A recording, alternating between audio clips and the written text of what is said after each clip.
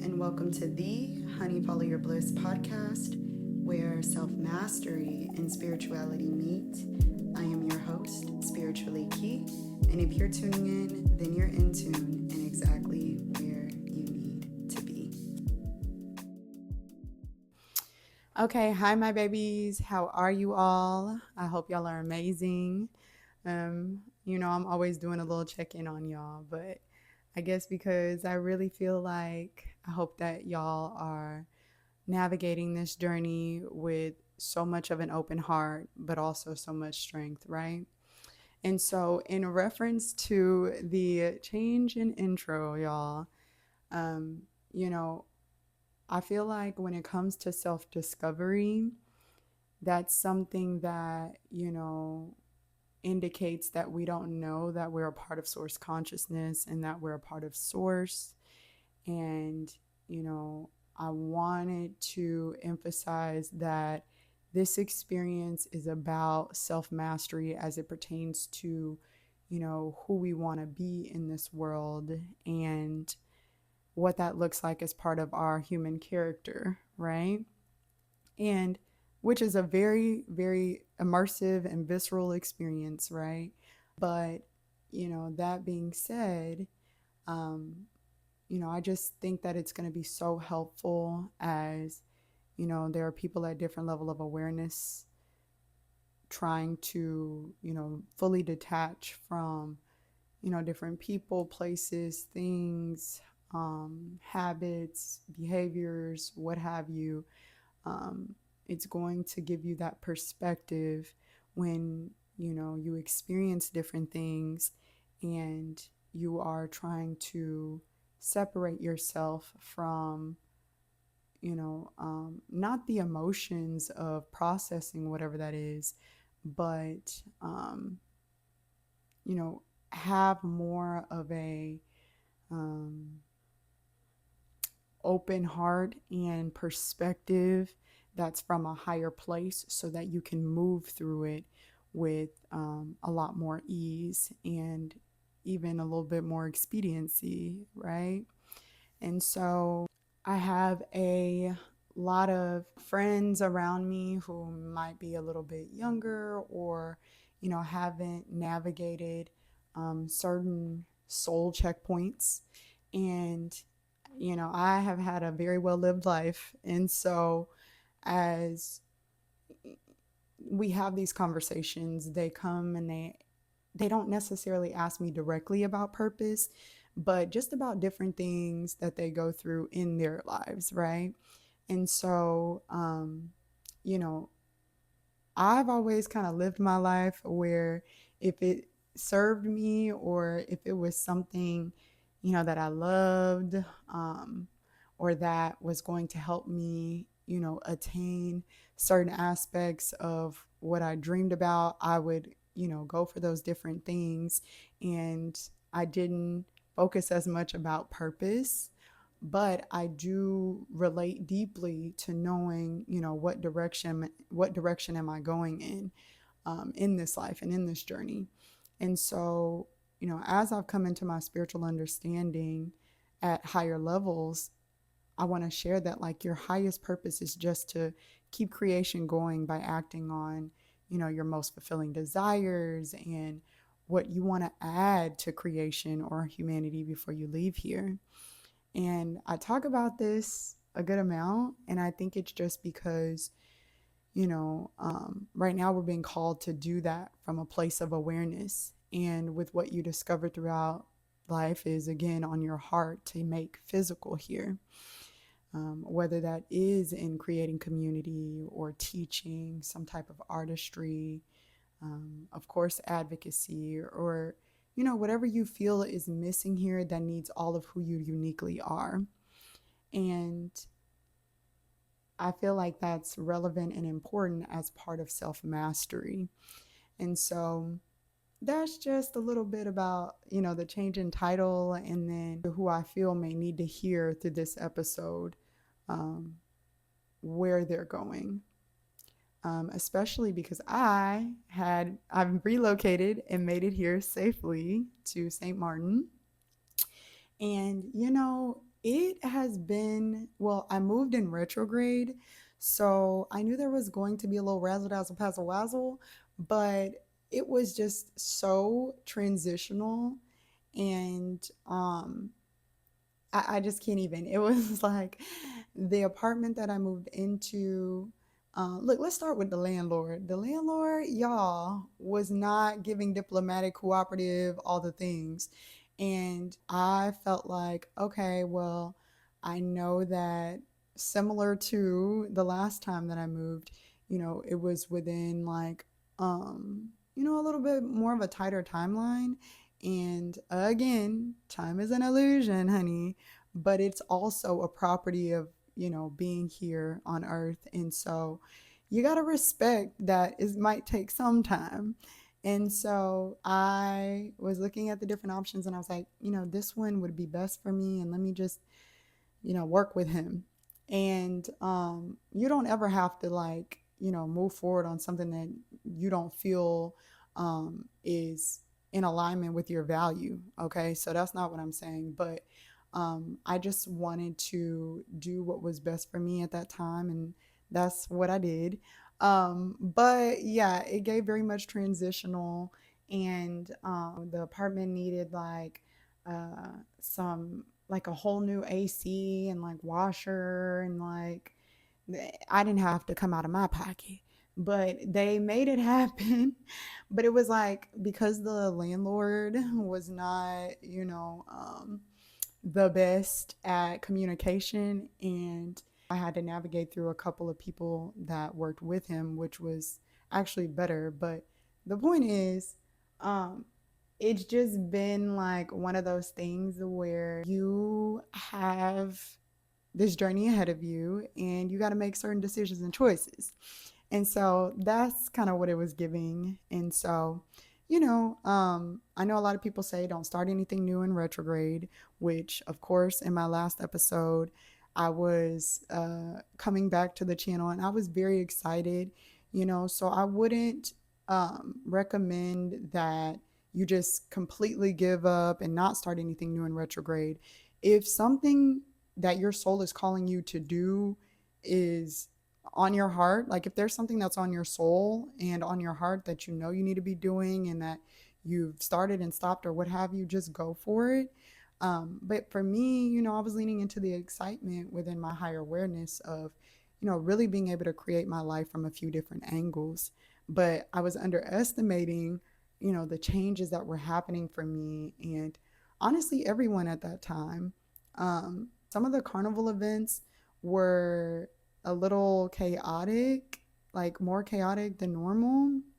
And so it's kind of like you could see that people who weren't aware of the energy or aware of shifts, you know, um, within the universe and the planetary alignments of things, they were struggling. Like they were just kind of like all over the place. And that's not a judgment towards them. I'm saying more of like, I think it was challenging for a lot of us.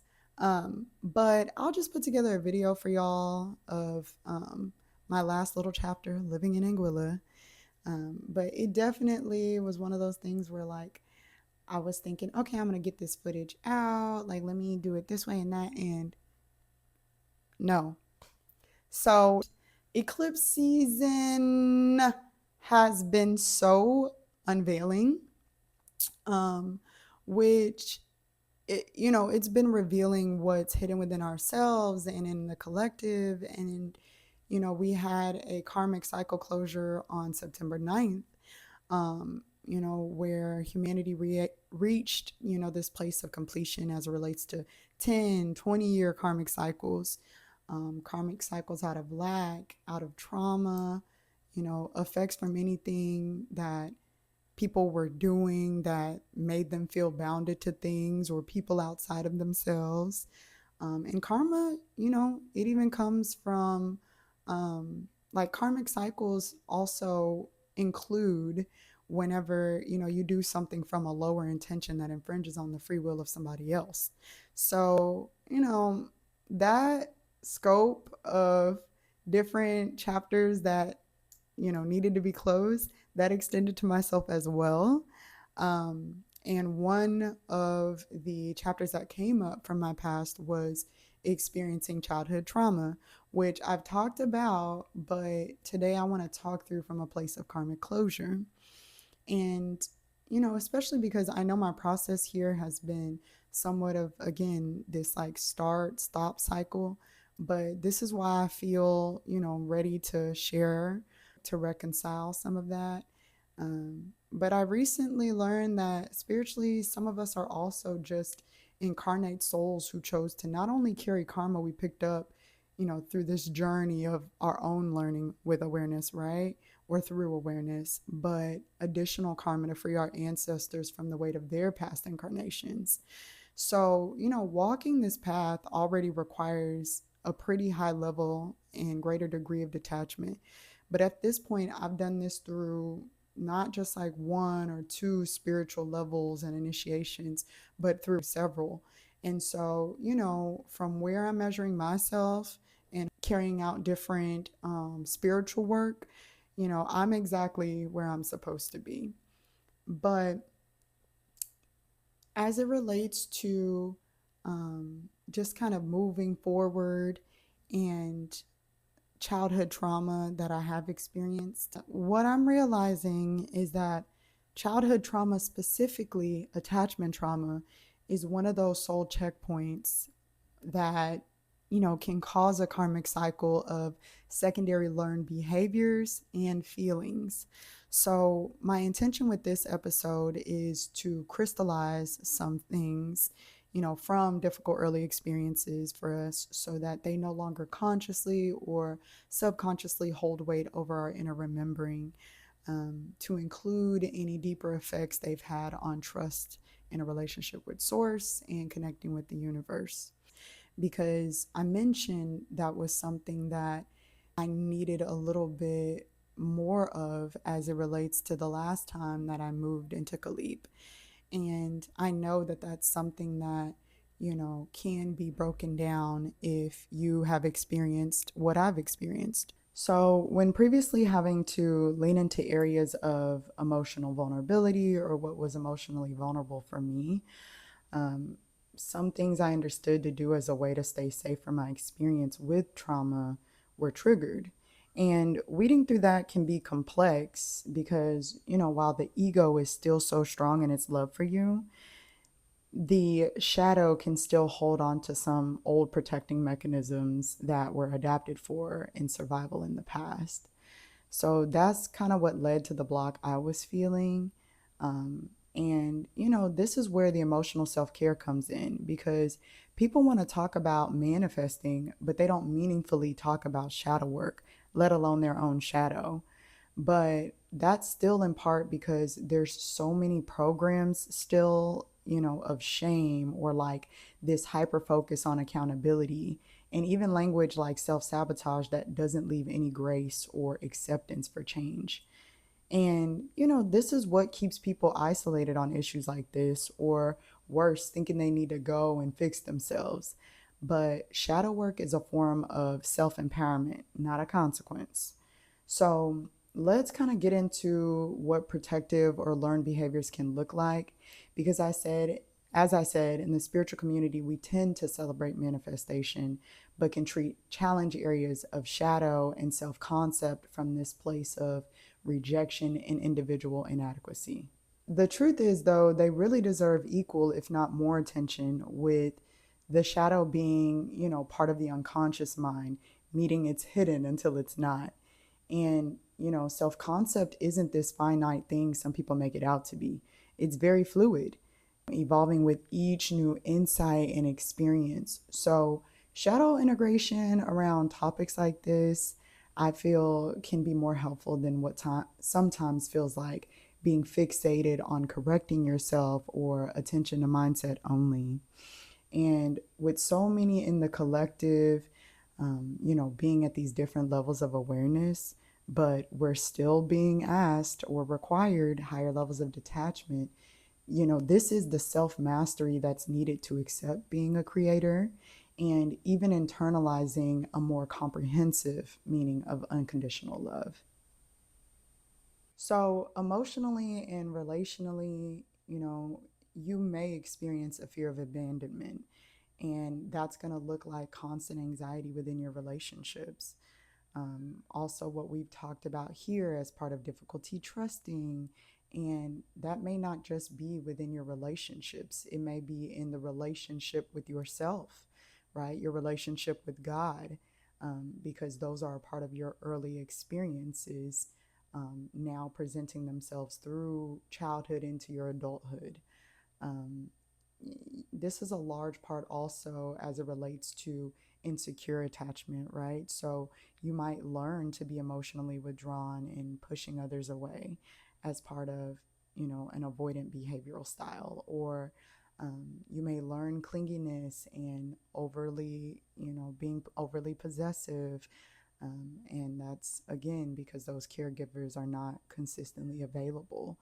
And then I feel like the most complex, maybe not the most severe, but the most complex is, disorganized behavior where you're fluctuating between both anxious and avoidant attachment styles. And, having the emotional dysregulation or not being able to identify your emotions and manage them consistently, these are all part of what learned behaviors can look like as a part of childhood trauma, right? And there are these cognitive and self perception patterns that present where you may have these very obscure or even habitual, like ingrained as part of your personality, patterns of negative self image, believing you're unworthy or inherently flawed. And then there are aspects of like hypervigilance and shame and self loathing. So, just to go a little further, you'll have behavioral manifestations, right? So, you'll want to avoid conflict so that you're protecting yourself from hurt, right? Or like you might reenact unconsciously, the trauma that you experienced when you were younger. And you might even have like being socially withdrawn or like just avoiding the potential for more rejection or pain as an adult. So, this is kind of like where I want to get into psychology and spirituality intersecting because, like everything else energetic, we live as, souls in a human experience. So, everything is integrated. So let's take the example of parental criticism, but this includes verbal and physical abuse as well. So I was reading this Psychology Today article that, when referring to attachment trauma specifically, it shared as children, we internalize the ways our caregivers and peers treat us so that we can learn to behave in a way that brings about less criticism. For example, if my parents criticize me when I don't do well at school, it would be helpful for me to learn to criticize myself when I fail academically so that one, I work harder at school, resulting in my parents criticizing me less. But then also, my parents can see I'm already criticizing myself and therefore hold back from criticizing me more. And, as part of that, any criticism I get from my parents hurts less because I've already been making myself feel bad. Now, here's where it gets most impactful because, what that meant to me spiritually is that if you have feelings in your personal unconscious or your shadow of your ideas or decisions at any level being inherently bad in some way, which either A, you're defining from childhood projections where you were made to feel bad, or B, you develop learned behaviors to anticipate or unintentionally reinforce this concept of bad, then you might be subconsciously navigating this world that we have designed a polarity with like a tremendous amount of unfounded feelings, feelings of shame or guilt or judgment and self blame. And of course, as we talked about earlier, distrust.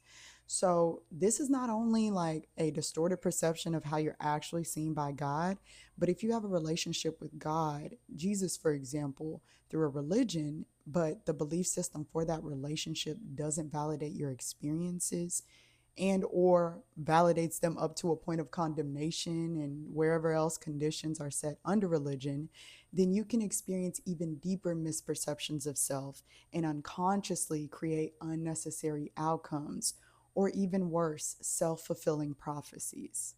And let's just like sit with that, right? It's like, okay, I'm creating this based on misperceptions, illusion, and falsity. And I was taught to do that, or I taught myself how to do that as a means of survival and protection, right? And as I was talking about religion, it's not about spirituality versus religion.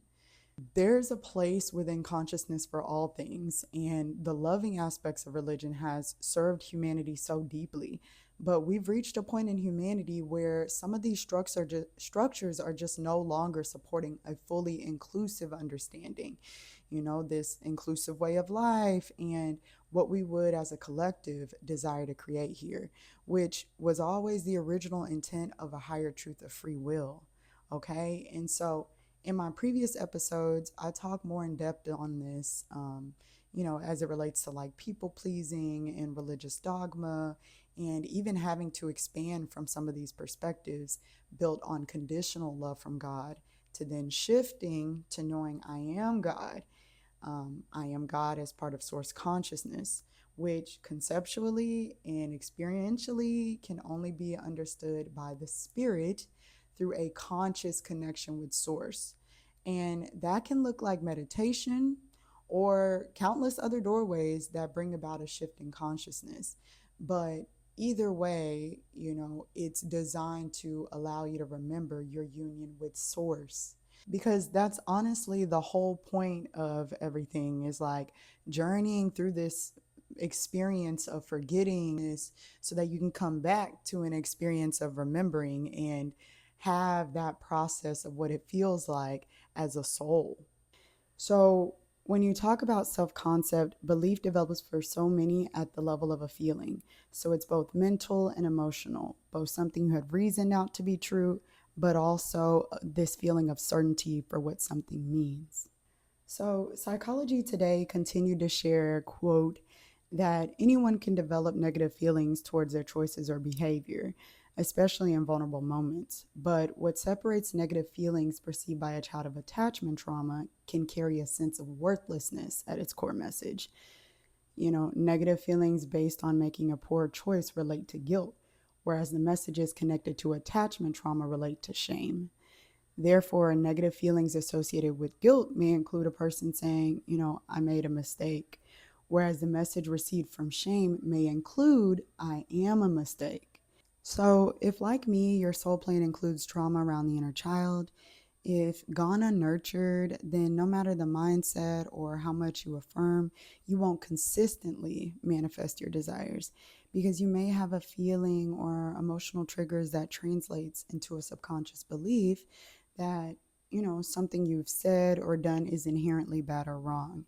Those feelings familiar of similar scenarios you experienced in childhood. And they can take you back to what you did as a protective coping mechanism, whether that's in self-criticism or perfection, or not even realizing the ways that you've, talked yourself out of certain things before anyone else could get to you or do that for you. But these are actually just feelings or outdated core beliefs developed from the experiences themselves, not the actual truth of who you are. Now, as an empath with higher sensitivity, you can be more emotional, but it also can mean you're deeply perceptive to energy. That kind of sensitivity requires higher levels of emotional self-care. For those of us who grew up with attachment wounds or trauma, the ability to absorb energy is heightened, especially after, clearing layers of karma and years of releasing lower attachments. So we can experience negativity and positivity from the outside world at such deeper levels. Because feelings are central to our manifesting abilities, when we're triggered, the ego mind can step in and block our intuition, which, would stagnate a clear path forward. Without awareness of this, though, on the journey of expanding into higher levels of consciousness, we can have those times of disconnection or feeling disconnection. And if we don't nurture the emotional care needed, we risk becoming vulnerable to different states of confusion or even spiritual psychosis. Now, because the shadow, being unconscious, tends to catch you off guard, the goal then isn't preventing it from ever showing up, but to catch its shape a little bit earlier and soften the impact. So, here are a few ways I'm using to track it before feeling blindsided. Okay, so instead of getting to the point where we're fully blocked, we're going to start trying to notice like the little cues our body and mind give us, essentially isolating our early warning signs. So, a few examples might be you get like the tightness in your chest or your throat when you're speaking, right? A quick spiral of, self criticism, anything that comes up to make you feel unconfident, feeling like you need to maybe explain yourself more than usual. These are often the shadow's doorbells ringing. So write them down somewhere where you can recognize them as soon as they show up. Okay, and so when you notice those cues, instead of pushing them away, feel into them with the truth, not the illusion. So address it as like, oh, this is that shame. This is a self-shaming reflex, right? But it doesn't mean I don't love myself. It doesn't mean I can't do this. It's just my shadow protecting me the only way it knows how. And that separates you, the loving ego, from it, the learned defense. We can also try to like ground before stepping into spaces where vulnerability is required. Either by taking a few deep breaths, 3 deep breaths in, and then like a slow exhale out, right? This signals to your nervous system that you're in the present and not back in the old triggering context. You can also go for a walk with affirming music. It could be hip hop or solar plexus chakra at 432 hertz. You'll know what you need. But, getting outside, that's always a great thing to kind of clear your mind. Of course, shadow journaling, whether that's daily or weekly, giving the shadow space on paper so it doesn't have to pop out unexpectedly. A few nightly prompts could be, where today did I feel myself shrink or hold back? What old story might that have been tied to? We're not trying to fix it. We're just trying to bring it to light gently and consistently. And then today, what we've done, which is repurposing trigger as a teacher. When we catch ourselves in the middle of these patterns, as we can, we can really think about it like, hey, this isn't me being problematic or inauthentic. This is just my shadow showing me where love and integration can flow more. That way, even when it comes up, it feels a little bit more like insight rather than sabotage. Okay, so you can know your spiritual truth within consciousness and then still, for example, be maladaptively controlling for pain as learned reflections from the past.